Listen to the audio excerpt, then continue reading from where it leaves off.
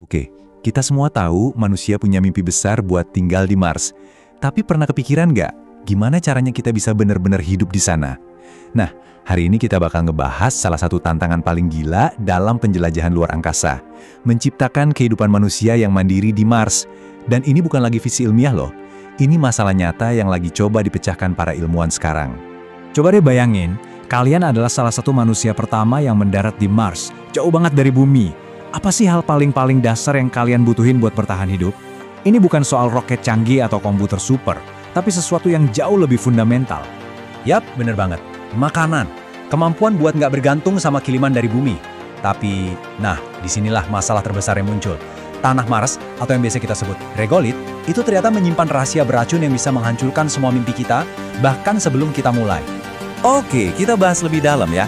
Kenapa sih kita nggak bisa einfach ngirim pasokan makanan dari bumi aja terus-terusan? Gampangnya gini, itu sama sekali nggak mungkin buat jangka panjang. Biayanya luar biasa mahal, logistiknya rumit, dan nggak efisien banget. Jadi, menanam makanan di Mars itu bukan lagi pilihan. Tapi, ya, sebuah keharusan. Wajib hukumnya kalau kita mau beneran tinggal di sana. Sekarang kita masuk ke inti masalahnya, biang kerok dari semuanya. Tanah Mars itu sendiri. Ini adalah rintangan terbesar yang menghalangi kita. Anggap aja ini kayak monster yang harus kita kalahkan kalau kita serius mau menyebut Mars sebagai rumah kedua. Sebelum kita lanjut, penting banget buat kita paham apa yang kita hadapi. Jangan bayangin tanah subur kayak di kebun belakang rumah ya. Bukan. Regolith Mars itu campuran debu super halus, serpihan batu, dan mineral. Ya, inilah kanvas kita. Kanvas yang kosong, sekaligus berbahaya. Dan inilah dia penjahat utamanya. Ternyata tanah Mars itu penuh sama garam beracun yang namanya perklorat. Konsentrasinya tinggi banget, sekitar 1% dari total massa tanahnya. Kalau dihitung-hitung, itu setara dengan 10.000 bagian per juta. Angka yang benar-benar bikin kaget. Biar lebih kebayang ya, coba pikirin deh. Mencoba menanam sesuatu di tanah Mars itu sama aja kayak kita mau berkebun tapi tanahnya kita campur dulu sama pemutih. Iya, pemutih pakaian itu. Segitu beracunnya lingkungan yang harus kita hadapi. Hampir nggak ada tanaman dari bumi yang bisa tahan. Eksperimen ini nunjukin masalahnya dengan sangat jelas. Para ilmuwan coba menanam tomat di dua media. Satu di tanah pot biasa, satu lagi di tanah tiruan Mars yang mengandung perklorat. Hasilnya, di tanah bumi, tomatnya tumbuh subur. Sementara di tanah tiruan Mars, 100% tanamannya mati total. Dan itu terjadi dalam waktu kurang dari 2 minggu. Mematikan banget. Parahnya lagi, masalahnya nggak berhenti di situ. Perklorat ini nggak cuma meracuni tanaman secara langsung. Keberadaannya di tanah juga bisa memicu pelepasan logam-logam berat beracun lainnya yang tadinya terperangkap di regolith. Jadi ini kayak menciptakan koktail racun yang jauh lebih berbahaya. Oke, tanahnya beracun parah. Terus gimana dong? Apa ini artinya mimpi kita kandas? Eits, tunggu dulu. Jawabannya mungkin datang dari pahlawan yang sama sekali nggak kita duga. Sekutu-sekutu terkecil kita dari bumi, yaitu para mikroorganisme. Jadi para ilmuwan lagi ngembangin 2 tim mikroba super nih. Tim pertama itu pasukan pembersih. Isinya bakteri-bakteri yang doyan makan perklorat buat jadi sumber energi mereka. Tim kedua adalah pasukan penyubur. Terdiri dari jamur dan bakteri lain yang tugasnya kayak ngebuka gembok nutrisi yang selama ini terperangkap di regolith Mars. Terus gimana cara kerjanya? Prosesnya ini elegan banget. Jadi pertama, bakterinya nyerap perklorat yang beracun. Terus mereka pakai molekul itu buat bernapas, diurai gitu. Dan hasilnya, yang dikeluarin cuma garam klorida biasa, mirip garam dapur plus oksigen.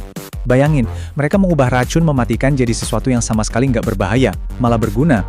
Oke, selain mengerahkan pasukan mikroba buat bersih-bersih, ada pendekatan lain yang lebih canggih lagi. Gimana kalau kita nggak cuma menyembuhkan tanahnya, tapi kita juga bikin tanamannya itu sendiri jadi super kuat? Nah, inilah ide di balik tanaman Super Mars. Kutipan dari NASA ini ngejelasin idenya dengan sempurna. Ini tuh kayak lagi modif mobil, jadi kita bukan lagi sekedar nyari tanaman yang cocok, tapi kita benar-benar merancang tanaman khusus yang bisa tahan banting di kondisi Mars yang super ekstrim. Kuncinya ada di rekayasa genetika. Para ilmuwan mencari organisme paling tangguh di bumi, yang hidup di tempat-tempat paling ekstrim, yang kita sebut ekstremofil. Lalu mereka meminjam gen-gen jagoan dari organisme ini untuk dimasukkan ke dalam DNA tanaman yang mau kita tanam di Mars. Dan ini bukan cuma wacana loh, udah ada buktinya.